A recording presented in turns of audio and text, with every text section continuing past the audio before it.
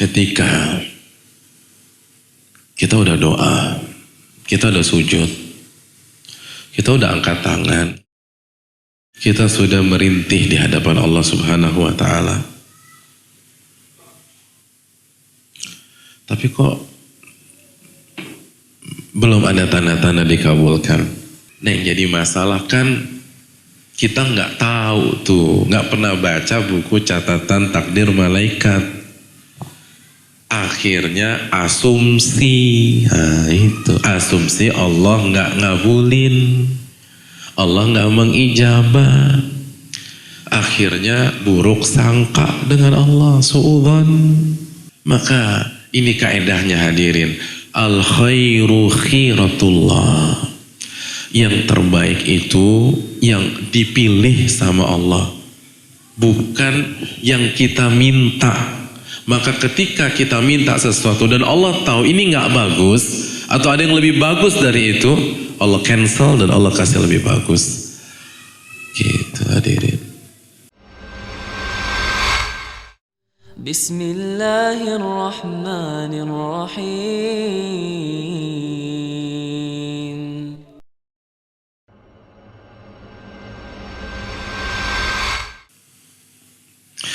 Hadirin yang dirahmati oleh Allah, Allah berfirman dalam surat Al-Baqarah ayat 186, wa idza sa'alaka ibadi anni fa inni qarib. Dan apabila hambaku bertanya tentang diriku, katakan aku dekat. Ujibu da'watad da'i idza da'an. Aku kabulkan permohonan dan doa dari hamba-hambaku. Dan ayat ini dipertegas juga dalam ayat yang lain, bapak-bapak, ibu-ibu. Surat Ghafir ayat 60. Ud'uni astajib lakum. Minta kepadaku, aku akan kabulkan. Ketika kita udah doa, kita udah sujud, kita udah angkat tangan, kita sudah merintih di hadapan Allah Subhanahu wa Ta'ala, tapi kok belum ada tanda-tanda dikabulkan. Kemungkinannya hanya dua hadirin. Yang pertama, kita belum memenuhi syarat diterimanya doa, atau masih ada penghalang. Masih ada penghalang.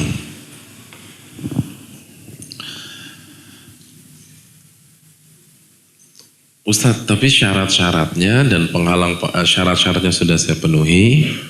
Syarat tuh ini materi khusus ya, nggak mungkin kita jabarkan satu-satu, tapi diantaranya syaratnya hanya minta kepada Allah Subhanahu wa Ta'ala. Jadi mentauhidkan Allah.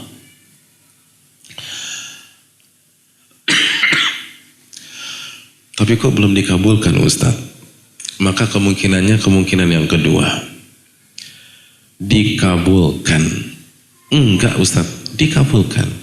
Tapi Allah punya tiga cara mengabulkan doa kita. Kata Nabi SAW dalam hadis yang sahih, tidaklah seorang hamba berdoa kepada Allah dengan doa yang tidak ada muatan zalim atau memutuskan tali silaturahim. Jadi muatan doanya itu bukan sebuah kemungkaran.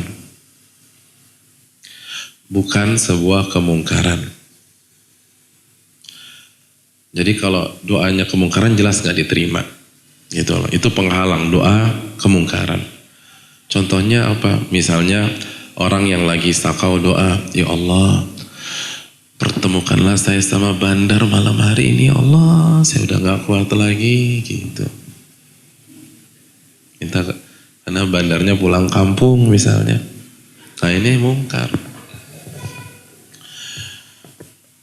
Ya Allah, saya pengen tidur sama wanita itu, tapi belum cocok harga. Luluhkan hatinya ya Allah. Ya Allah, luluhkan hati. Dia minta 5 juta, malam ini saya cuma 2-3 juta. Gitu, itu nggak boleh, haram. Jadi Intinya selama doanya bagus, Allah akan ijabah dengan 3 cara. Cara yang pertama kata Allah, an yu'ajjila lahu fid dunya.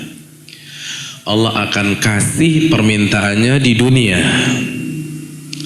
Minta mobil dikasih mobil oleh Allah. Minta rumah dikasih. Minta jabatan dikasih. Minta anak dikasih sama Allah anak. Jadi dikasih itu. Minta bebas dibebasin sama Allah Subhanahu wa ta'ala. Tapi itu bukan satu-satunya cara dikabulkan. Masih ada 2 lagi. Yang kedua, an yaddakhira lahu fil akhirah. Allah nggak kasih di dunia, tapi Allah simpan sehingga Allah berikan di akhirat.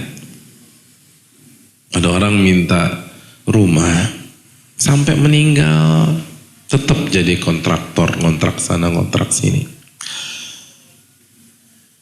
Tapi Allah kasih istana di surga. Allah kasih istana di surga. Ada jomblo minta istri gitu. Ternyata meninggal dalam kondisi jomblo. Allah akan nikahkan dengan bidadari nanti di sana. Masya Allah. Makanya semangat jadi jomblo. Kok jadi begitu kesimpulannya Pak Ustadz? Iya. Ya kan enak. Enak kan dua-duanya, nikah di dunia juga di sana juga dapat ya. Jadi ditaruh di akhirat. Loh kenapa nggak di dunia? Karena Allah tahu kalau dikasih ke dunia nggak bagus buat dia. Jadi error dia. Jadi tergelincir lagi, nggak istiqomah. Nanti kalau dikasih nggak sujud lagi sama Allah. Misalnya ada seumur hidup, lalu mengajukan PK, lalu rajin tahajud, rajin doa, Allah gagal lagi. Dan akhirnya dihabiskan sisa usianya di sini. Allah ganti dengan di akhirat. Kenapa? Karena itu tadi Allah tahu kalau dia keluar ini nggak bagus buat dia, atau mungkin dia celaka di luar sana. Musuh-musuhnya ngincar dan nunggu nih, begitu dia keluar dihabisin. Dijaga sama Allah di sini. Kalau di sana enggak. Allah tahu yang terbaik buat kita. Lalu yang ketiga, kata Nabi SAW, doanya nggak dikasih, tapi Allah ganti dengan menghindarkan dia dari sebuah bala yang seharga atau senilai dengan doanya tersebut. Contoh, dia minta rumah harga berapa? Harga 10 M. Gak dikasih sama Allah. Tapi tanpa dia sadari, 2 tahun lagi dalam catatan takdir malaikat itu dia CA stadium 4. Dan penyakit itu menguras dana 10 M atau lebih misalnya. Dan itu komplikasi ya, CA inilah, lalu ngerembet ke sini lah, mungkin ada gagal ginjal. Akhirnya karena dia minta itu nggak dikasih, tapi dia dihindari dari penyakit CA tersebut. Nah yang jadi masalah kan kita nggak tahu tuh, nggak pernah baca buku catatan takdir malaikat. Akhirnya asumsi, asumsi Allah nggak ngabulin, Allah nggak mengijabah. Akhirnya buruk sangka dengan Allah, suudzon. Padahal Allah sudah siapkan gantinya di akhirat, atau Allah palingkan dia dari masalah yang lebih parah atau yang senilai. Itu tadi begitu keluar dihabisin. Dan kan kita tahu lah, banyak kasus begitu. Begitu keluar dihabisin di luar. Iya. Dan data itu mungkin lebih banyak dari data saya. Maka ini kaedahnya hadirin. Al khairu khiratullah. Yang terbaik itu yang dipilih sama Allah. Bukan yang kita minta.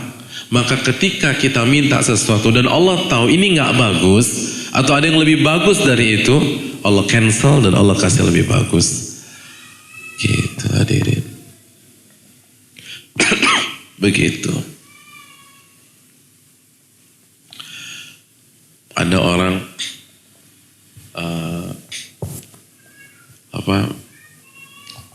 yang di desanya cuman ada Avanza. Dia nitip sama sahabatnya udah sukses besar. Saya mau Avanza, ini uang. Sama sahabatnya dibelikan Innova. Karena dia nggak ngerti Innova, karena di desa cuma Avanza, dia marah tuh. Saya kan pesan Avanza tuh, Avanza keren banget. Jangan marah dulu, ini lebih keren lagi. Cuman Anda nggak ngerti. Nah yang jadi masalah kalau gitu kita bisa apple to apple. Kalau takdir kan karena takdir adalah rahasia Allah, kita nggak bisa tahu tuh. Nah yang penyakit kita nih itu selalu kalau ada masalah kita berpikir kemungkinan terburuknya, bukan mohon maaf. Kalau ada masalah kita selalu berpikir kemungkinan terbaiknya, bukan terburuknya. Jadi contohnya gini, kalau kita ada dua opsi nih, misalnya dari Cikampek mau ke dari Bekasi mau ke Soekarno-Hatta. Ada dua opsi, lewat Tanjung Priuk atau lewat Semanggi. Kita putuskan lewat Semanggi. Ternyata macet. Lutz kita ngedumel, tuh kan macet, coba lewat Tanjung Priok. Apalagi kalau ada Waze kan cek-cek tuh kan lancar. Coba lewat Tanjung Priok. Hadirin padahal lewat Tanjung Priok tuh belum tentu duluan nyampe. Tapi kan lancar Ustadz, iya lancar. Kalau ditabrak dari belakang, pas lancar ban mobil pecah. Gitu. Nggak ke Suta akhirnya. Ke karet pivak gitu. Mati dia. Jadi selalu coba begini. Anda kan belum ngalamin, jangan sok tahu. Allah itu udah paling baik deh. Nah kayak gini nih kita ingat Al-Baqarah 216. Wa asa an takrahu syai'an wa huwa khairul lakum. Bisa jadi yang kalian anggap buruk itu yang terbaik buat kalian. Wa asa an tuhibbu syai'an wa huwa syarrul lakum. Sebaliknya, yang kalian anggap baik itu buruk buat kalian. Solusinya apa Ustaz? Closing statementnya, wallahu ya'lamu antum la ta'lamun. Allah yang maha tahu, kalian nggak ngerti apa-apa. Bisa jadi kita di sini selama beberapa tahun itu diselamatkan oleh Allah.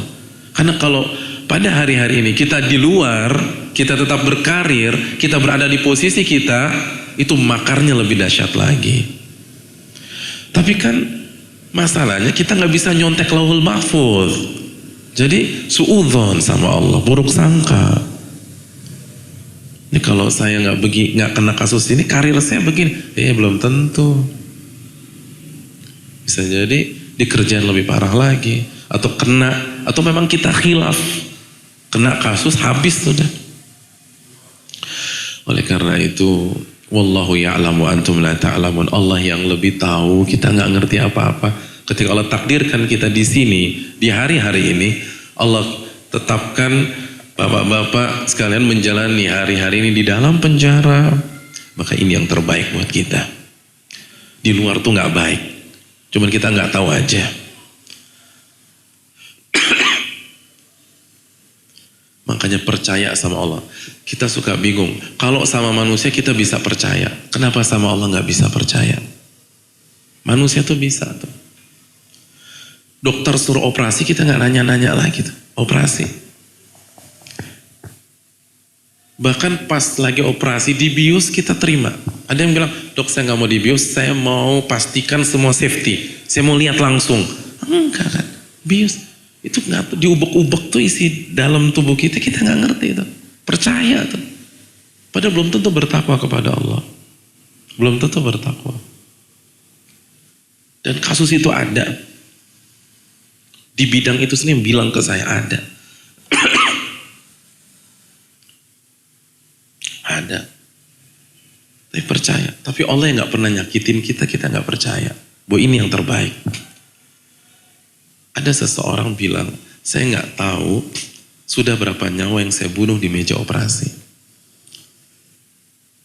Ya karena kesalahan saya gagal, tapi kan udah sign. Aman udah. Ya sebagaimana di semua bidang ada oknum.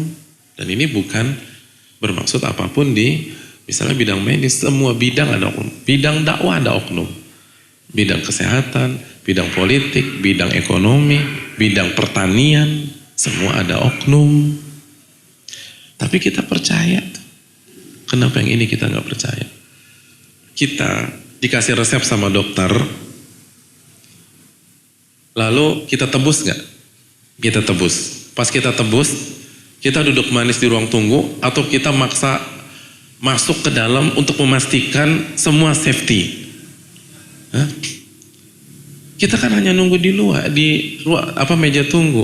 Padahal itu kalau salah campur, mati bisa. Tapi percaya. Kenapa percaya? Karena yang ngerjain spesialisnya Ustadz. Tapi kan bisa salah. Ya tapi kan spesialisnya. Allah gak mungkin salah kalau kasih takdir. Allah gak mungkin kasih salah. Allah gak mungkin salah. Allah itu alaihissallahu bi ahkamil hakimin. Bukankah Allah hakim yang paling bijak? Hakim yang paling bijak. Jadi yang menempatkan kita di sini di hari-hari ini itu adalah hakim yang paling bijak. Gak mungkin salah. Percaya. Ini masalah rasa. Menemukan rasa percaya kepada Allah. Dan yang terakhir, minta yang terbaik. Karena kita nggak tahu mana yang terbaik buat diri kita. Kita nggak pernah tahu apakah di sini atau di luar. Apakah PK dikabulkan atau PK ditolak. Apakah ada pengurangan atau nggak ada pengurangan. Minta yang terbaik kepada Allah Subhanahu wa Ta'ala. Dan kalau memang takdir kita cepat di sini, insya Allah nggak akan lupa. Ingat nggak? Ini sekali lagi, kalau bisa ya, salah satu materi yang dikaji dalam beberapa kali pertemuan di momen apapun lah ya. Itu kisah Nabi Yusuf. Cocok banget. Itu kisah Nabi Yusuf tuh gue banget buat kita-kita di sini. Gue banget. Itu bagaimana, saya kasih bocoran aja ya. Bocoran nggak haram di sini. Tapi saran saya tuh dikaji dari awal tuh. Dan itu nggak mungkin dalam satu pertemuan. Ditadaburi biar kita yakin. Nabi Yusuf itu kan, itu mentafsir mimpi. Dan wanti-wanti ke temannya, nanti kalau kamu ketemu raja, bilang nih saya pentafsir mimpi. Oh iya, biar saya keluar. Lupa tuh orang. Pas ketemu gak bilang. Akhirnya jadi santri lagi di sana. Bertahun-tahun. Bukan Allah jahat, justru Allah punya planning yang lebih bagus buat Nabi Yusuf. Allah ingin Nabi Yusuf langsung bertemu dengan sang raja, lalu mentafsirkan mimpi sang raja, dan langsung diangkat langsung dengan sang raja. Karena kalau Nabi Yusuf direkomendasi oleh temannya, dia nggak akan ketemu dengan sang raja.